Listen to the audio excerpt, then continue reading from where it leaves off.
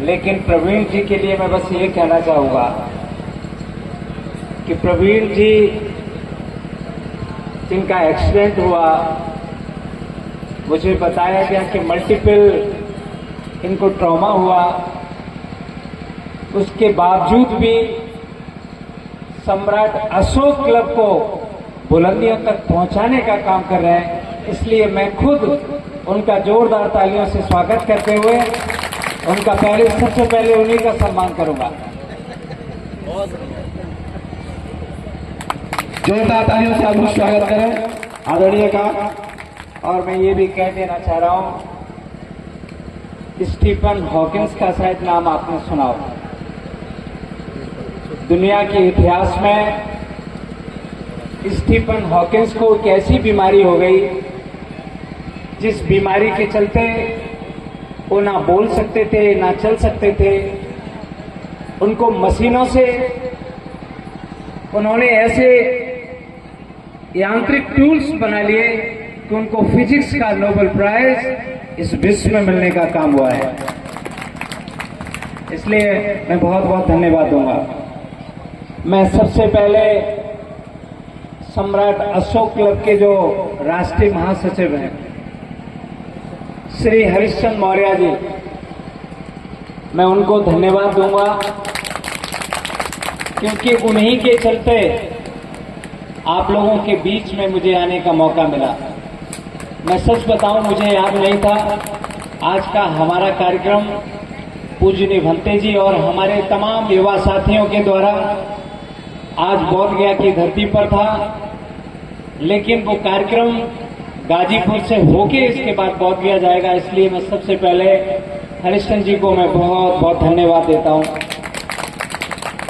सम्राट अशोक क्लब की रजत जयंती के शुभ अवसर पर आज के अध्यक्ष माननीय पूरन चंद कुशवाहा जी और हम सब के बीच में आपके यहाँ के विधायक भाई मुन्नू अंसारी जी, इनका भी बहुत बहुत तहे दिल से मैं धन्यवाद करता हूं। इस कार्यक्रम में आदरणीय वासुदेव मौर्य जी, आदरणीय रविंद्र मौर्य जी, आदरणीय डॉक्टर सच्चिदानंद मौर्य जी, आदरणीय श्री राजेंद्र कुशवाहा जी और समाजवादी छात्र सभा के जिला अध्यक्ष छोटे भाई अशोक कुशवाहा जी और अशोक कुशवाहा जी के साथ में इस मंच पर विराजमान पूजनीय भिक्षु संघ, जिनके चरणों में मैं शीश झुका के प्रणाम करता हूं। मैं नमन करता हूं गाजीपुर की धरती को। मैं नमन करता हूं गाजीपुर की धरती को क्योंकि इसी गाजीपुर की धरती पर हमें बताया गया कि एक गौसपुर गांव है और जिस गौसपुर गांव में तथागत के चरण पड़े थे, इसलिए भी इस टोडरपुर के साथ गाजीपुर की धरती को मैं बहुत बहुत प्रणाम करता हूं, वंदन करता हूं और अभिनंदन करता हूं। आपके लिए लगातार 3 घंटे से मैं इंतजार कर रहा था कि मैं निकलना है, लेकिन मैं कहना चाहूंगा ये गाजीपुर की धरती है। वो भगवान बुद्ध का नाम जब जुड़ जाता है, भगवान बुद्ध की एक ऐसी विचारिक जड़ है, भगवान बुद्ध की एक ऐसी विचारिक जड़ है जिसने दुनिया को ज्ञान का रास्ता दिखाया, करुणा का रास्ता दिखाया। और मैं कह सकता हूं कि हमने और आपने सबने किताबों में पढ़ा था भगवान बुद्ध को लाइट ऑफ एशिया के रूप में। मैं लाइट ऑफ एशिया के रूप में तो मानता ही हूं, लेकिन लाइट ऑफ एशिया के साथ में तथागत भगवान गौतम बुद्ध को लाइट ऑफ ग्लोब के रूप में मैं कहना चाहूंगा। और जब लाइट ऑफ ग्लोब के रूप में तथागत की बात होती है, तथागत ने एक ऐसा करुणा और मैत्री का संदेश पूरे देश के साथ पूरे विश्व में देने का काम किया है। ऐसे तथागत भगवान गौतम बुद्ध के चरणों में मैं एक बार नहीं बारंबार नमन करता हूं। और मैं कहना चाहूंगा कि आज हम और आप एक ऐसे सम्राट, एक ऐसे चक्रवर्ती सम्राट अशोक की जयंती मनाने के लिए यहाँ पर इकट्ठे हुए हैं जो राजा थे, मैं कहना चाहता हूं, राजाओं के इतिहास की बात अगर देखी जाए तो ज्यादातर राजाओं का जो इतिहास रहा है वो प्रजा के ऊपर कुठाराघात करने का रहा है। मैं बात कर रहा हूं, और राजाओं की जब भी तलवार उठी है, राजाओं की जब भी तलवार उठी है तो प्रजा के ऊपर अटैक करने का हुआ है। लेकिन आज हम एक ऐसे सम्राट अशोक चक्रवर्ती राजा की बात कर रहा हूं। मैं बताना चाहूंगा, जब हमारे राजा सम्राट अशोक की तलवार उठी, जब हमारे राजा सम्राट अशोक की जब तलवार उठी तो इस देश में खून की नदियां बह गईं। और जब तथागत भगवान बुद्ध का परचम लहराया, जब तथागत भगवान बुद्ध का परचम लहराया, हमारे सम्राट की तलवार झुकी, तो मैं कह सकता हूं कि भगवान बुद्ध का जो संदेश था वो सागर की तरह भर दिया। ऐसे सम्राट की आज हम जयंती मनाने का काम कर रहे हैं। सम्राट अशोक, जिन्होंने पूरे देश के साथ पूरे एशिया में, जिन्होंने पूरे देश के साथ एशिया में 84,000 स्तूप बनवाने का काम किया। मैं यहाँ सुन रहा था, सम्राट अशोक क्लब के जो साथी हैं जिन्होंने इसकी नींव डाली, उन्होंने तकरीबन जो अपना लक्ष्य 84,000 बनाने का काम किया है। मैं आपको भरोसा दिला रहा हूँ, डॉक्टर नवल किशोर साहब की जितनी भी जरूरत होगी आपके जो मूवमेंट्स को आगे बढ़ाने का काम करेगा। आज मैं ये कहना चाहूंगा, आज गाजीपुर की धरती पर हम कहना चाहेंगे, लगातार सोचो 238 से 274 ईसा से 238 से 274 साल पहले सम्राट अशोक का शासन पूरे एशिया में था। कितनी सम्राट अशोक की हुंकार रही होगी कि आज तकरीबन 2300 साल होने वाले हैं, और आज भी हुंकार, मैं कह सकता हूं कि पूरे देश में आज सरकारों की हिम्मत नहीं है कि सम्राट अशोक के साथ कोई खिलवाड़ कर पाएगा। मैं कहना चाहूंगा, 2300 साल पहले हम सम्राट थे और आज हम गाजीपुर की धरती पर आए। मैं कहना चाहूंगा कि आखिर ऐसा क्या हुआ कि 2300 साल के बाद जो हम राजा हुआ करते थे आज हम रंक हो गए। मैं कहना चाहूंगा कि जो हम राजा हुआ करते थे आज हम रंक हो गए।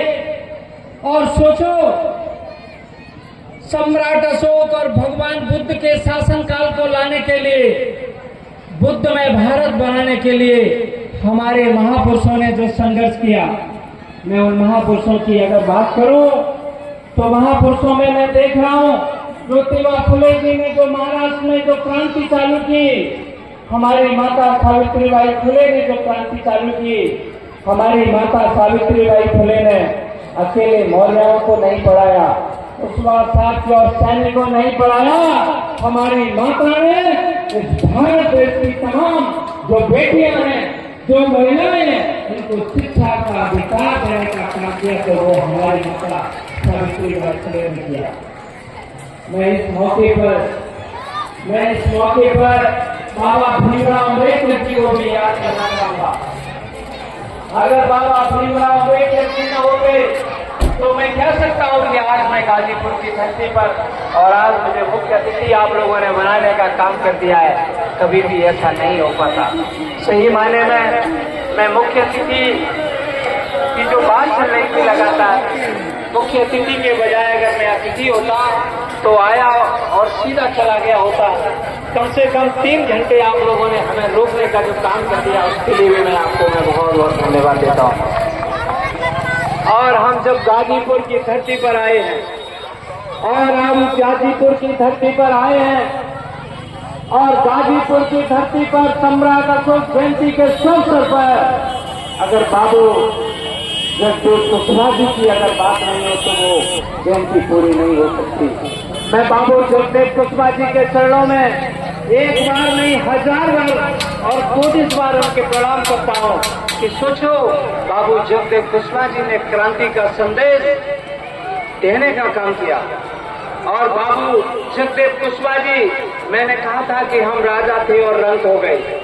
बाबू जगदेव कुशवाहा जी ने कहा था कि 100 में 90 शोषित हैं, 100 में 90 शोषित हैं और 90 शोषितों ने ललकारा है।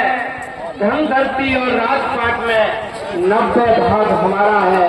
10 का शासन 90 पर नहीं चलेगा, नहीं चलेगा, नहीं चलेगा। मैं कहना चाहूंगा बाबू जगदेव कुशवाहा जी बिहार की धरती से थे। बाबू जगदेव कुशवाहा जी बिहार की धरती से थे। मैं कहना चाहूंगा हमारे 90% लोग जब मंडल कमीशन की सिफारिशें इस देश में लागू हुई, बाबू जगदेव कुशवाहा जी ने मूवमेंट किया और इस अवसर पर मैं डॉक्टर राम मनोहर लोहिया जी और सत्य नेताजी माननीय मुलायम सिंह जी को भी याद करना चाहूंगा। डॉक्टर राम मनोहर लोहिया जी ने कहा था कि 100 पाने बांधी गांठ और पिछड़े पावे 100 में 60। अगर बात मैं करूं डॉक्टर राम मनोहर लोहिया जी की या बाबू जगदेव कुशवाहा जी की, जिन्होंने नारा दिया था कि 100 में 90 हमारे होना चाहिए, मैं आपके सामने पूछने जा रहा हूं। मैं आपसे एक सवाल ये कर रहा हूं कि आज कितने देश में इंस्टीट्यूट हैं, कितने देश में इंस्टीट्यूट हैं जहां हमारे लोग 90 हैं, जहां हमारे लोग 100 में 90 हैं। कितनी मेडिकल कॉलेज है जहां हमारे लोग 100 में 90 डॉक्टर हैं। मुझे याद है हम king George medical college university में पढ़ा करते थे। हम किंग जॉर्ज मेडिकल यूनिवर्सिटी में पढ़ा करते थे तो साथ कुशवाहा और मौर्य समाज से अकेले डॉक्टर नवल किशोर साथ हुआ करते थे। मैं कहना चाहूंगा कितनी यूनिवर्सिटी है जहां 100 में 90 हैं। कितने इस देश में इंडस्ट्री है जिन इंडस्ट्रियों में 100 में हमारे 90 उद्योगपति हैं और कितने हमारे पत्रकार बंधु हैं जो हमारे आज मीडिया 100 में 90 हैं। मैं कहना चाहूंगा आज और आप सभी यहाँ पर बुद्धिजीवी हैं और आपने जो 25 साल पहले सम्राट अशोक क्लब की जो स्थापना की, मैं जो संस्थापक है उनके चरणों में बार बार प्रणाम करता हूं और आज की युवा पीढ़ी से मैं अनुरोध करना चाहता हूं। आज हमारे सामने सबसे बड़ा सवाल है, मैं बताना चाहूंगा और चूंकि समाज के ही लोग हैं लेकिन बताना अपनी अक्षुक्ति करना जरूरी है। आज 90 हम लोग कहां पर हैं? मेडिकल कॉलेज में जो मरीजों की लाइन लगती है उसमें सबसे ज्यादा हम और आप खड़े हुए हैं। हम 90 जो इस देश में 80 करोड़ लोगों को राशन मिल रहा है उस लाइन में खड़े हुए हैं। जो इस देश में जो जेलें हैं उन जेलों में सबसे ज्यादा हम लोग और आप हैं। जो अंडर ट्रायल मुकदमे में बंद हैं या जिनको फर्जी मुकदमे में लगा दिया है उनमें सबसे ज्यादा हम और आप हैं। इसलिए मैं कहना चाहूंगा और बताना चाहता हूं, आज मैं आपके बीच में इसलिए आया हूं, आज मैं आपके बीच में आने का मुझे जो गौरव मिला है तो मैं कहना चाहता हूं मैं कैंसर का सर्जन हूं। किंग जॉर्ज मेडिकल यूनिवर्सिटी से हमारी पढ़ाई और लिखाई हुई। मैंने अमेरिका से ब्रेस्ट कैंसर में फेलोशिप करने का काम किया। चाहता तो मैं भी किंग जॉर्ज और दूसरी यूनिवर्सिटी में प्रोफेसर बनके अपनी शान और शौकत भरी जिंदगी त्याग सकता था, लेकिन मैं कहना चाहूंगा आज आपके बीच में मैं इसलिए आया हूं, आज आपके बीच में मैं इसलिए आया हूं जिनके आशीर्वाद से सोचो बेहद गरीब और साधारण किसान परिवार का यह बेटा डॉक्टर बना। बचपन में हम सोचा करते थे कि कभी हवाई जहाज में बैठेंगे, बचपन में हम कभी सोचा करते थे कि कभी हवाई जहाज में बैठेंगे। मैं धन्यवाद देता हूं बाबा भीमराव अंबेडकर जी को जिन्होंने संविधान बना दिया और उस संविधान के तहत डॉक्टर नवल किशोर एक बेहद गरीब और साधारण किसान परिवार का जो बेटा था उसको डॉक्टर बनाने का काम कर दिया। मैं धन्यवाद श्रद्धेय नेताजी माननीय मुलायम सिंह यादव जी को भी देना चाहूंगा। अगर नेताजी की सरकार न होती तो बेहद गरीब और साधारण किसान परिवार का ये बेटा कभी भी डॉक्टर नहीं बन पाता। मैं कहना चाहूंगा और आपके बीच में इसलिए आया हूं, मैंने पढ़ाई के साथ मैंने महापुरुषों को भी पढ़ा और जब मैं महापुरुषों की बात करता हूँ, महापुरुषों में जो क्रांति लाने का काम किया है बाबा भीमराव अंबेडकर जी। बाबा भीमराव अंबेडकर जी सोचो, लंदन और कैलिफोर्निया में पढ़ने का काम किया। इस देश में 4-4 पीएचडी डिग्री अगर हासिल करने का किसी को गौरव जाता है तो बाबा भीमराव अंबेडकर जी को जाता है। मैं कहना चाहूंगा, इन दोनों महापुरुषों का डॉक्टर नवल किशोर के ऊपर फर्ज है, कर्ज है, और उस कर्ज के रूप में मैं कह सकता हूं आप लोगों के बीच में चाहता हूं एक फर्ज के रूप में आया हूं। और एक फर्ज हमारा ये है कि हमारे जैसे भी पिछड़े और गरीब परिवार के बच्चे डॉक्टर और इंजीनियर बन के देश और दुनिया देखने जा पाए। मैं कह सकता हूं, कुछ दिनों पहले मैं ऑस्ट्रेलिया में ब्रिस्बेन में गया था और वहां कैंसर के ऊपर व्याख्यान देने गया था। मैं चाहता हूं कि हमारे भी समाज के बच्चे डॉक्टर नवल किशोर जैसे और उससे भी बड़े डॉक्टर बनकर देश और दुनिया का देखने का काम करें। ये तभी हो सकता है, मैं कह सकता हूं, भगवान बुद्ध ने कहा था कि संगम शरणम गच्छामि। मैं कह सकता हूं, संगम शरणम गच्छामि का जो नारा है वो भगवान बुद्ध ने दिया था। और ये मंच चूंकि धार्मिक और सोशल कार्यक्रम का मंच है, लेकिन मैं कहने से नहीं चूकूंगा, इस देश में अगर इबादत लिखी जा सकती है तो पीडीए के नारे के द्वारा ही लिखी जा सकती है। और वही पीडीए आज आदरणीय अखिलेश यादव जी दे रहे हैं। मैं कहना चाहूंगा, सोचो, बेहद गरीब और साधारण किसान परिवार का बेटा जब इसको फर्रुखाबाद लोकसभा से टिकट मिलता है, और मैं कह सकता हूं कि फर्रुखाबाद डॉक्टर राम मनोहर लोहिया जी की धरती थी, और उसी धरती पर डॉक्टर नवल किशोर साहब वहां पर चुनाव जीतने का काम करता है, लेकिन भारतीय जनता पार्टी की सरकार और वहां के डीएम ने हम लोगों को हराने का काम कर दिया। मैं कह सकता हूं, इनको मालूम था कि अगर डॉक्टर नवल किशोर संसद में पहुंचेगा तो बिहार के बौद्ध गया की आवाज को बुलंद करने का काम संसद की दीवार से करने का काम करेगा। तमाम हमारे उत्तर प्रदेश में जो हमारी विरासत है, जो बौद्ध विरासत है, अगर उसके ऊपर आंच आने का काम करेगा तो डॉक्टर नवल किशोर बाबा भीमराव अंबेडकर की तरह दहाड़ने का काम करेगा। इसलिए मैं कह सकता हूं, हमको संसद जाने से रोका गया, लेकिन मैं ये कहना चाहूंगा, मैं माता सावित्रीबाई फुले का बेटा हूं। मेरी माता सावित्रीबाई फुले है, मेरे आदर्श बाबा भीमराव अंबेडकर जी हैं। जब मैं अपनी माता सावित्रीबाई फुले को देखता हूं, मेरी माता ने जब महाराष्ट्र की धरती पर पढ़ाने का काम चालू किया तो तमाम सामंतवादी लोगों ने मेरी माता के ऊपर, किसी ने कीचड़ फेंका, किसी ने मिट्टी फेंकी, लेकिन मेरी माता कभी नहीं रुकी। और बाबा भीमराव अंबेडकर जी, मैं जब भी दुखी होता हूं तो बाबा भीमराव अंबेडकर जी को याद कर लेता हूं। और जब बाबा भीमराव अंबेडकर जी का हमने इतिहास देखा, जब बाबा भीमराव अंबेडकर जी लंदन और कैलिफोर्निया से पढ़कर भारत में आए, और बाबा भीमराव अंबेडकर जी को भी महाराष्ट्र की धरती पर पहला लोकसभा चुनाव लड़ने का मौका मिला, बाबा भीमराव अंबेडकर जी को भी पहला चुनाव हराने का काम कर दिया। मैं कह सकता हूं, जब बाबा भीमराव अंबेडकर जी को पहला चुनाव हरा दिया तो डॉक्टर नवल किशोर पिछली बार में सांसद कैसे पहुंच जाता। और जब दूसरी बार में बाबा साहब भीमराव अंबेडकर जी पश्चिमी बंगाल की धरती से लोकसभा का चुनाव लड़े और इस देश में इतिहास और संविधान बनाने का काम कर दिया। इसलिए मुझे भी भरोसा है कि डॉक्टर नवल किशोर साहब भी आप सबके आशीर्वाद से आगे बढ़ने का काम करेगा। मैं तो बस यही कहूंगा,